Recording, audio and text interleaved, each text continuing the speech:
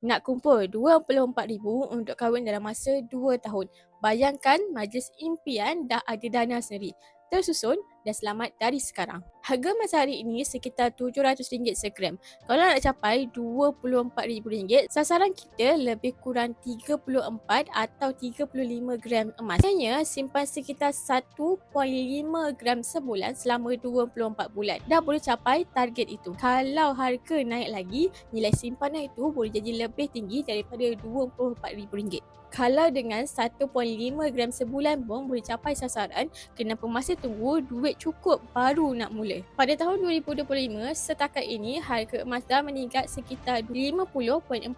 Sebab tu, orang yang konsisten simpan biasanya lebih ke depan berbanding yang tunggu. Nak mulakan simpanan emas yang pertama, berdaftar akaun Gap Public Gold percuma sahaja, rujuk video atau klik link bio. Jangan lupa untuk follow untuk lebih lagi ilmu emas dan kewangan.